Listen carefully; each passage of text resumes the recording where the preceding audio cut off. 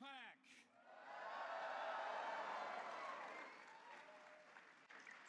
Thank you for that wonderful, warm welcome. It is great to be back at this historic gathering at a historic time in the life of our nation. I'm truly honored to be back with you again. Before I begin, though, allow me to address an issue that I know is on the hearts and minds of people all across this country: the potential impact of the coronavirus here in America. President Donald Trump has no higher priority than the health, safety, and well-being of the American people.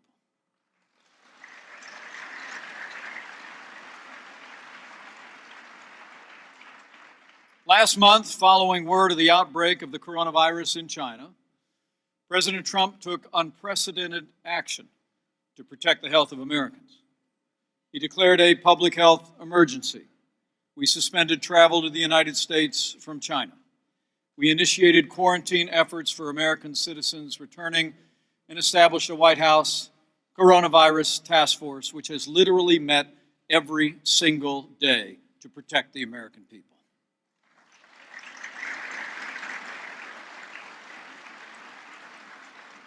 As of today, we have 15 cases of coronavirus that have been detected in the United States, with only one new case detected in the last 2 weeks. There's another 45 cases that have been diagnosed among Americans who've been repatriated from China. And while one American is hospitalized, thankfully all the patients have been treated and are doing well.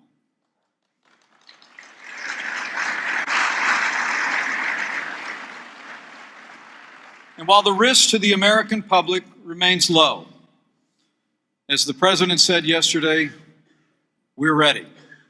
We're ready for anything. Yesterday, President Trump directed me to lead a whole-of-government approach to address the coronavirus in this country. And I promise you, we will continue to bring the full resources of the federal government to bear to protect the American people.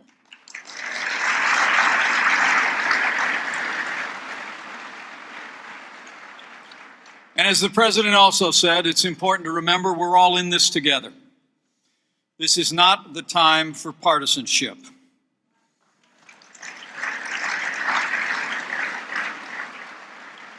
The American people expect us to work together. And I promise you, this President, this administration, is going to work with leaders in both parties. We'll work with leaders across this nation at the state and local level. And this President will always put the health and safety of America first.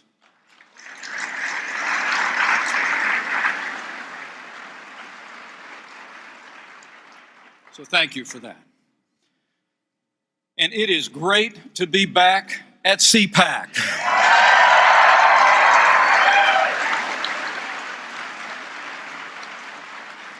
The largest gathering of conservatives anywhere, anytime in America.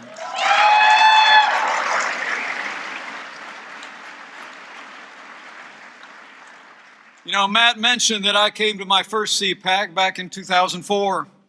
I've had the great privilege to come back here now more than a dozen times. But I want to be clear with you. I'm here for one reason and one reason only. And that is that our movement, our party, and America need 4 more years of President Donald Trump in the White House.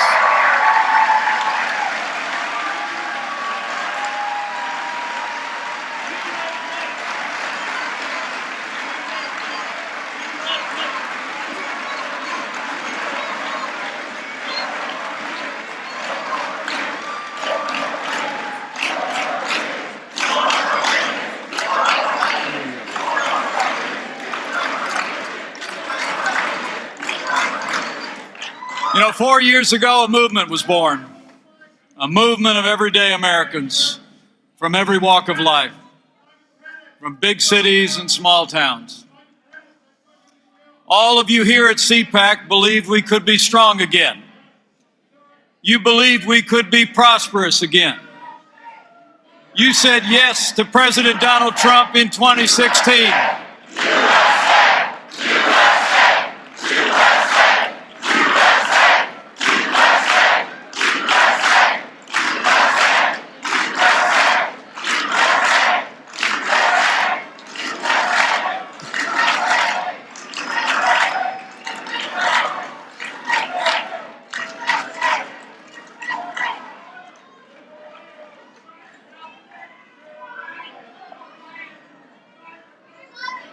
You here at CPAC said yes to President Donald Trump in 2016, and I know you're going to say yes to 4 more years of President Donald Trump in 2020.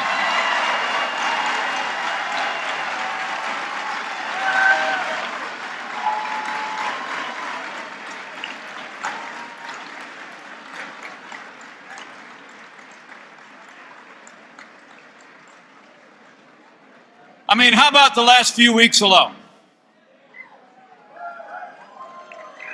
What a month it's been. We had record Republican turnout in Iowa, a historic State of the Union address, America stronger than ever before.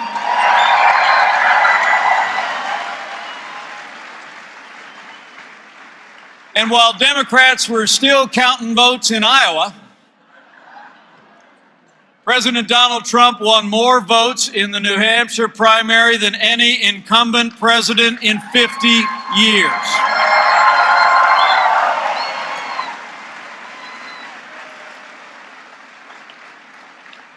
And best of all, just a few short weeks ago, after 3 years of endless investigations and of partisan impeachment, the United States Senate cleared our president on all charges. Justice was served, our Constitution defended, and President Donald Trump was acquitted forever.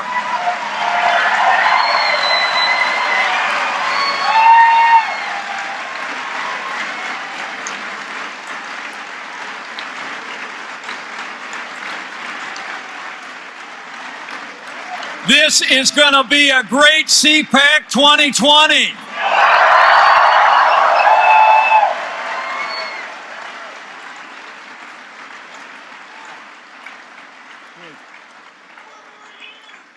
It's amazing to think, almost 50 years ago, after decades of the growth of government from the New Deal to the Great Society, an outsider came to this podium and said that America could be a shining city on a hill again.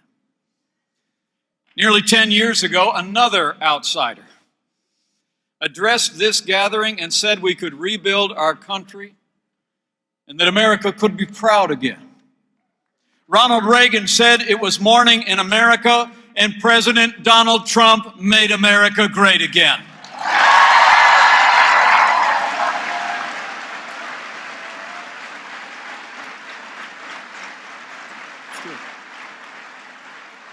I mean, think about it. This president promised to rebuild our military, restore the arsenal of democracy. And as I stand before you today, this president has actually signed the largest increases in our national defense in more than a generation.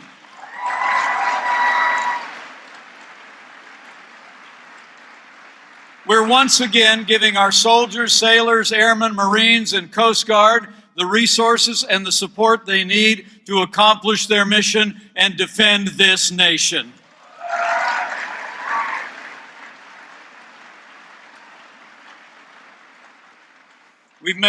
Under this president, we've made the strongest military in the history of the world stronger still. And with that renewed American strength, we're standing tall on the world stage again. How great is it to have a president of the United States who embraces his role as leader of the free world?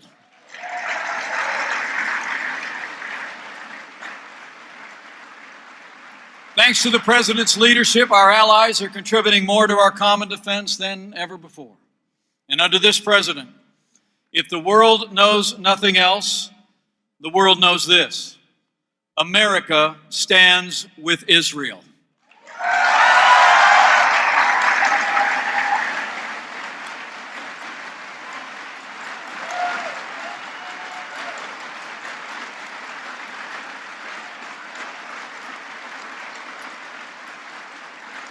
You know, this president has done more to support our most cherished ally than anyone could have imagined just 3 short years ago.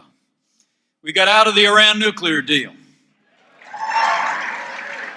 He recognized Israel's sovereignty over the Golan Heights. And President Donald Trump moved the American embassy to Jerusalem, the capital of the state of Israel. So we've been standing with our allies, and we've been standing up to our enemies. Where the last administration was sending pallets of cash to terrorists in Iran, this president has taken the fight to radical Islamic terrorists on our terms, on their soil.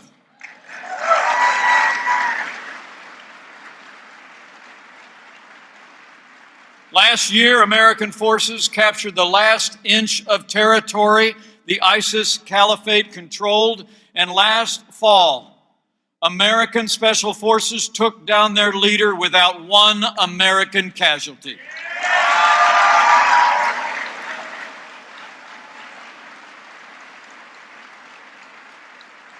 And when militants stormed our embassy on New Year's Eve, this president sent in the Marines and said, "No more Benghazis."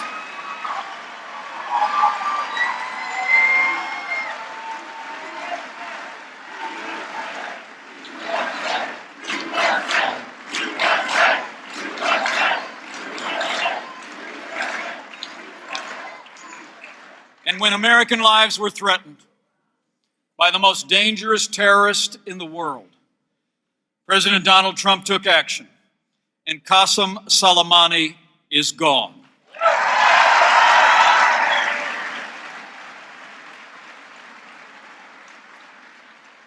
Now, you all deserve to know that every one of the Democrats running for president this year criticized President Trump's decision to take out Qasem Soleimani.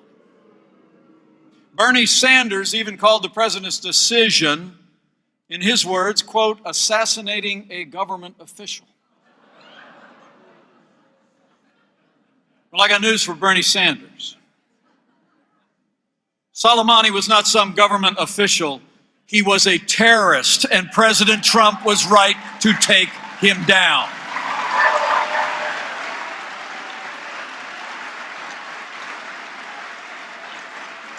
That's what leadership looks like. That's the leadership of President Donald Trump.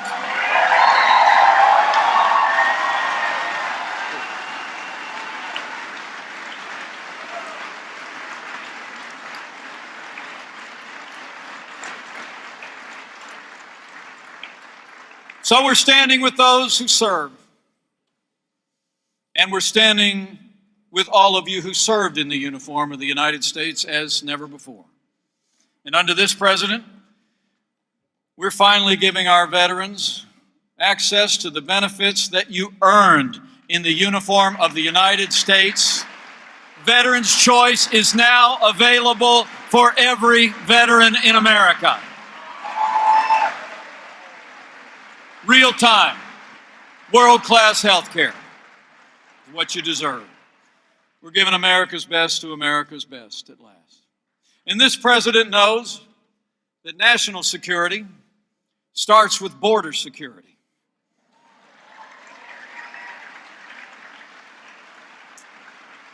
And under the president's leadership, we've made historic investments to secure our border and end the crisis of illegal immigration. Mexico is doing more than ever before to secure our southern border, and theirs apprehensions are down by 80% in the last 12 months. And we've already started to build that wall on the southern border of the United States.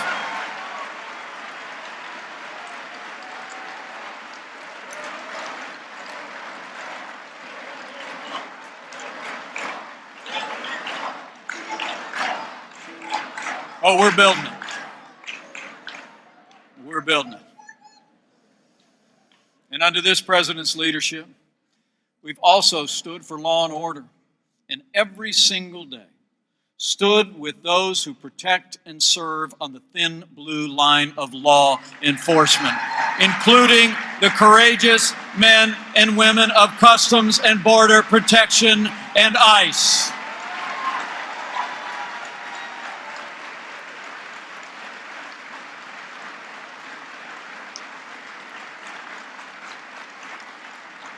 incredible people.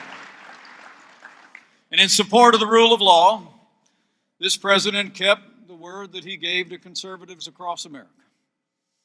And as I stand before you today, President Trump has already appointed more than 190 conservatives to our federal courts at every level, including Justice Neil Gorsuch and Justice Brett Kavanaugh.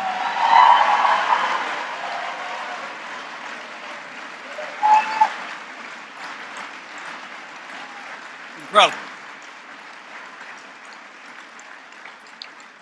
And I'm here to tell you, I've gotten to know a lot of these incredible men and women, and I can assure you that they are all principled jurists who will uphold the God-given liberties enshrined in our Constitution, like the freedom of religion, the freedom of speech, and the Second Amendment right to keep and bear arms.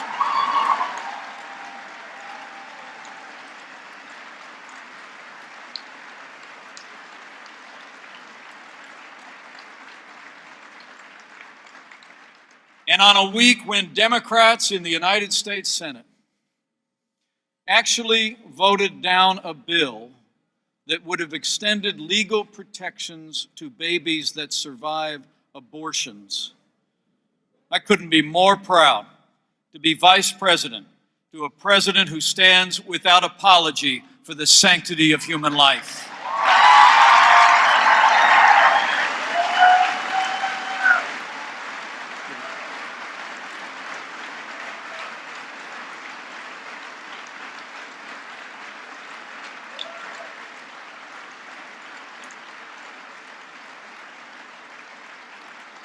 In one of his first acts in office, this president reinstituted the Mexico City policy to make sure that no taxpayer dollars will be used to promote or provide abortions overseas. He made history by becoming the first president to attend the March for Life last month on the National Mall. And he signed legislation to make it possible for every state to deny Title X funding to abortion providers. And just this week, the Ninth Circuit Court of Appeals upheld President Trump's executive order denying taxpayer funding to family planning clinics that make referrals for abortion. We are defunding Planned Parenthood.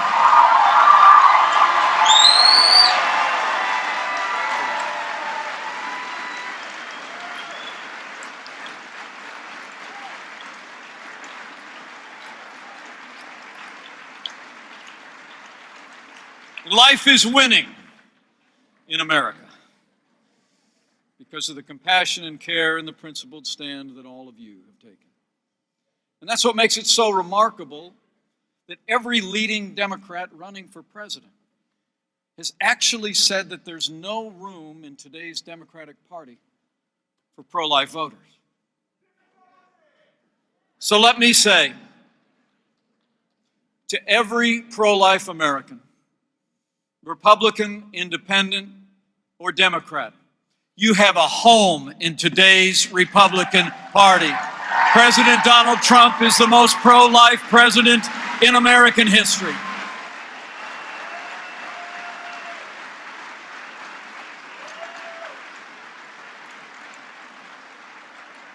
So it's been about security. It's been about liberty. It's been about our most cherished values. And it's been about three more things. It's been about jobs, jobs, jobs. It's true. From the first day of this administration, President Trump promised that we could revive the American economy. So we went straight to work, working with our allies in the Congress. We cut taxes across the board for working families, businesses large and small. This president's rolled back more federal red tape already than any president in American history. We've unleashed American energy, and this year will be a net exporter of energy for the first time in 75 years.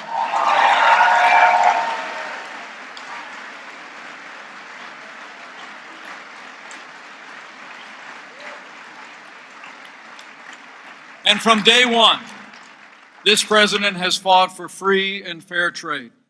And after more than 30 years of trade policy that seemed to be more about just managing economic decline, the USMCA and the Phase 1 China deal marked the beginning of a new era of international trade that puts American jobs and American workers first. It's true.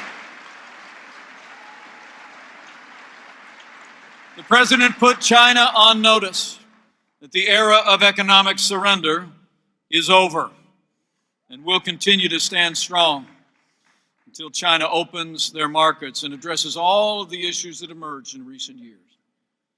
And under his leadership, after decades that saw factories in small towns like my home state of Indiana shuttered, jobs moved south of the border, NAFTA is gone and the USMCA is here to stay.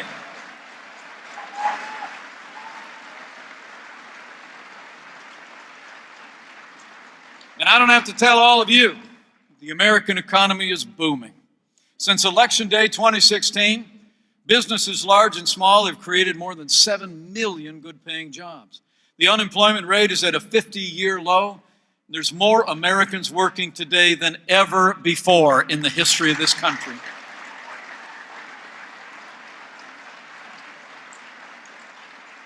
And the American people know it. It's true.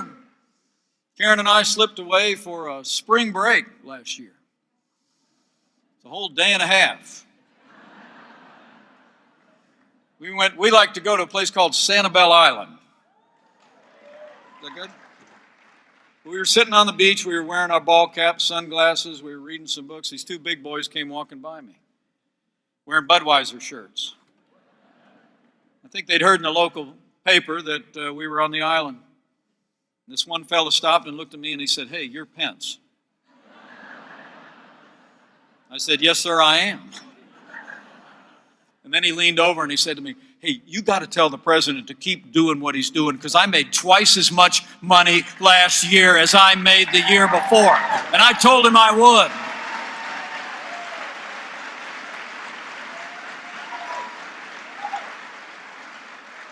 Then he started to walk away and turned around and said, "By the way, I don't know what you do, but keep doing what you're doing too." And I told him I would.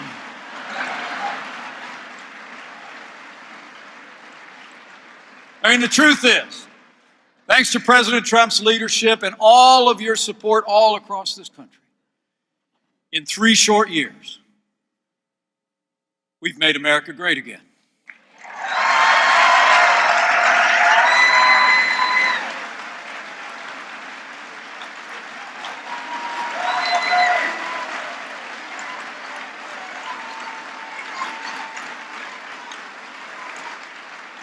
But to keep America great, we need you to decide right here and right now that America is going to vote for 4 more years of President Donald Trump and the White House.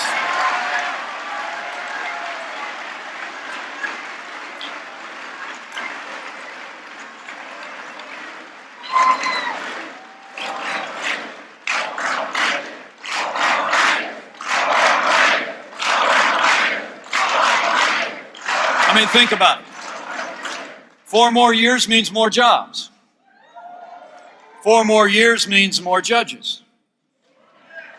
4 more years means more support for our troops. And it's going to take at least 4 more years to drain that swamp.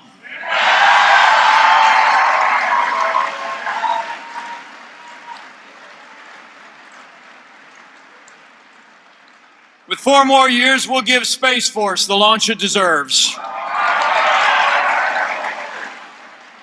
With 4 more years, we'll lower the cost of health care and prescription drugs without growing the size of government. And we'll always protect Americans with pre-existing conditions. With 4 more years, this builder in the White House will rebuild the roads and bridges and ports and airports so America has the finest infrastructure in the world. And with 4 more years, We'll give every parent in America the right to choose where their children go to school, public, private, parochial, or homeschool. It's time.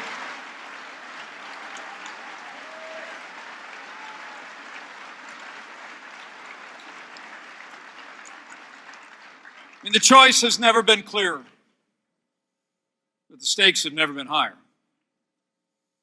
With your support today, America has a president who loves this country, who stands by our military, our workers, and our freedoms. He believes in you. I can tell you firsthand, he fights for you every single day. It's true.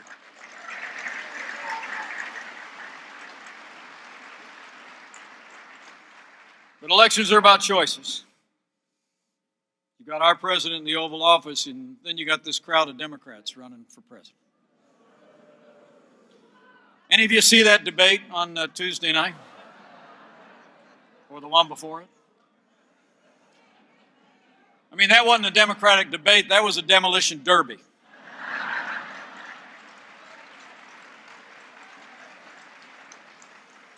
You know, I mean, really. I grew up in a small town, every year we'd have a county fair. The people with the crummiest cars in town would drive them into the infield. And they'd crash into each other until only one was left driving.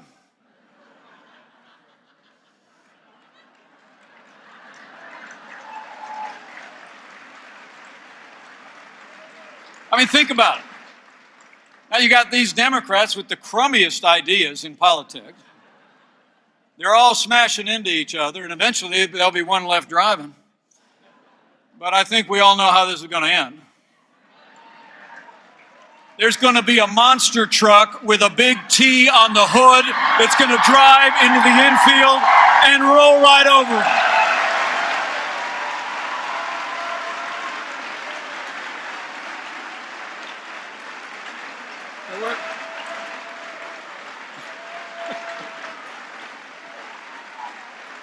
It's going to happen.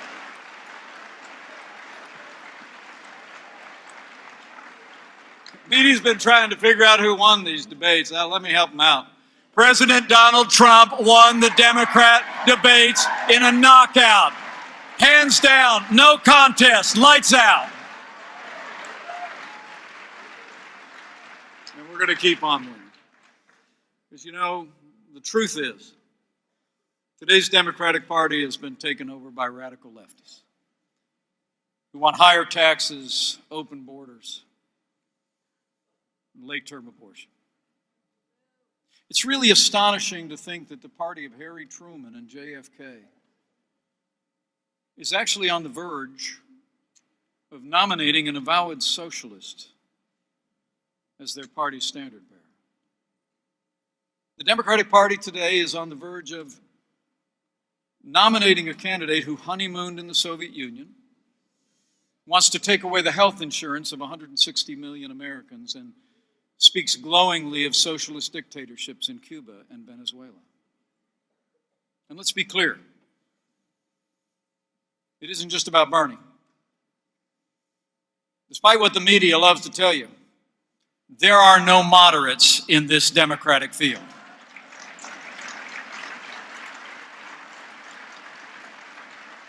Every one of the other Democrats running for president embraces Bernie's socialist agenda. Whether they call it Medicare for all or the Green New Deal, Democrats have been overtaken by a leftist ideology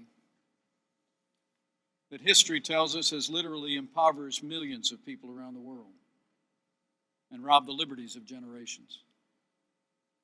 And that system is socialism. And far too many young people have rallied to their cause. So men and women of CPAC, we've got work to do. The truth is, it won't be enough just to win the next election. We've got to win the next generation.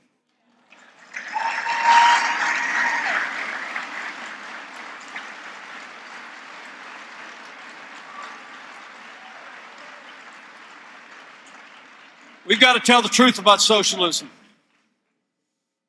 and the benefits of freedom.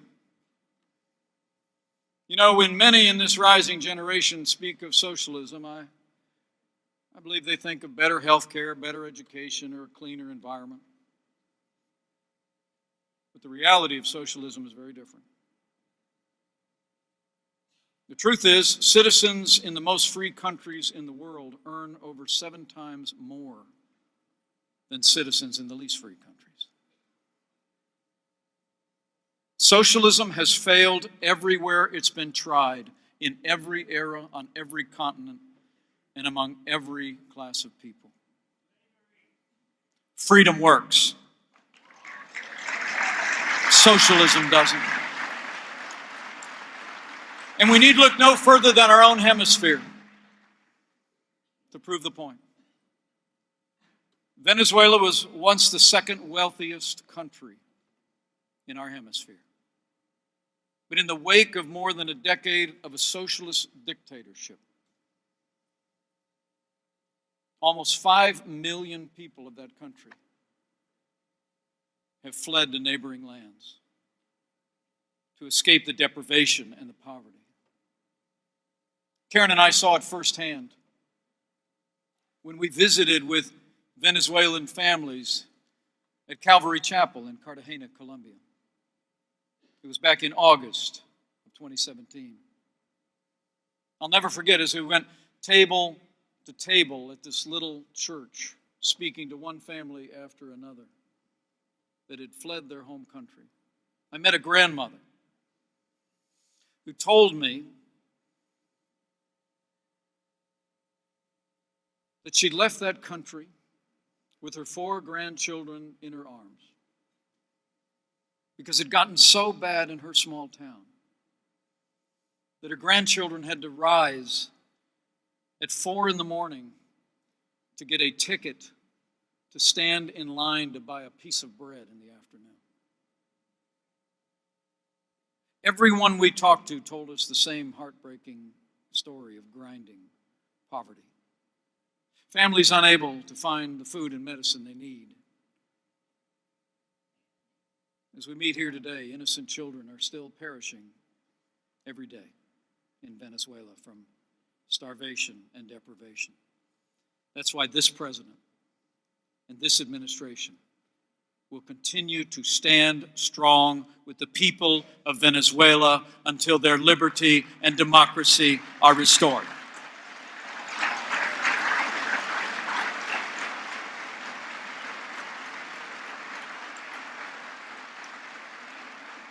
But men and women, that's what socialism looks like when it's put into practice. And that's the story that we have to tell the rising generation. Because you here at CPAC know better than most. It was freedom, not socialism, that gave us the strongest and most prosperous nation in the history of the world.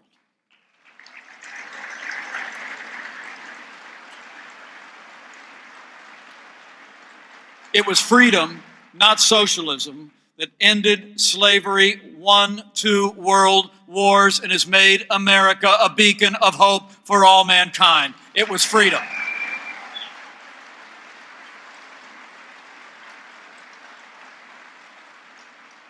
And so as the Democratic Party seeks to nominate and embrace the failed policies of socialism, we must renew our resolve in this year, 2020, as the President said 1 year ago, America will never be a socialist country.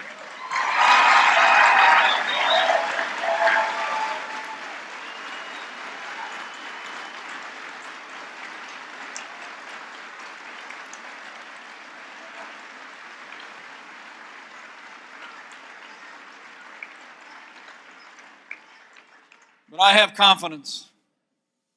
This rising generation is a generation that increasingly every day embraces life and liberty. It's a freedom-loving generation. I mean, people that can hear a song, download it on their phone 10 seconds later, they like freedom. And that's who we have to speak to. I want to challenge each and every one of you, particularly the young people among us, to go out and talk to your neighbors and friends. Talk at school and at work. Tell them about the choice that we have. Tell them it's a choice between freedom and socialism. And tell them we have a freedom-loving President of the United States of America.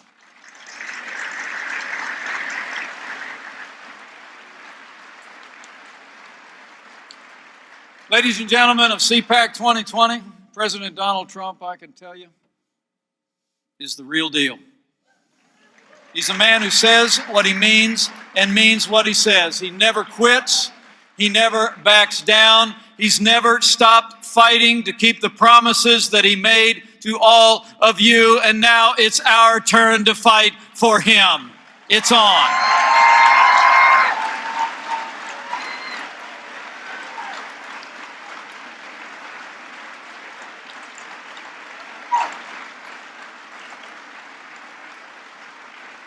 So I want to challenge you.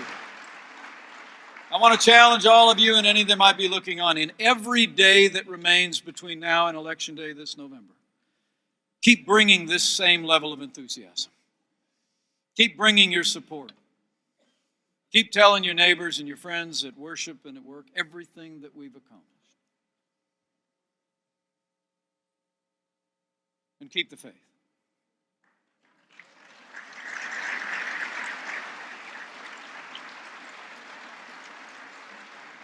Keep faith in this distinctly American president who embodies the rugged individualism and optimism that has always characterized this nation.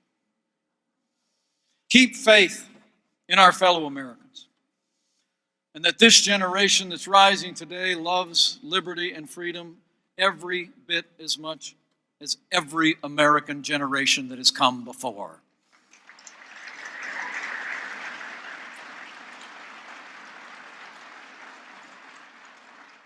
And keep faith, finally, that when we hold the banner of freedom high,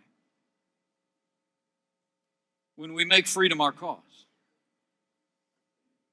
we make his work on this earth our own. For where the Spirit of the Lord is, there's freedom. That means freedom always wins.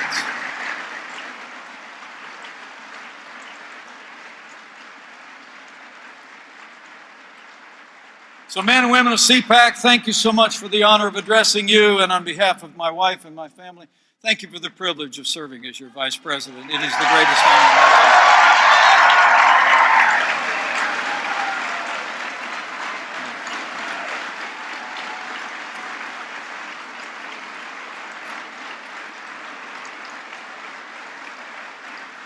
I leave here today with renewed confidence.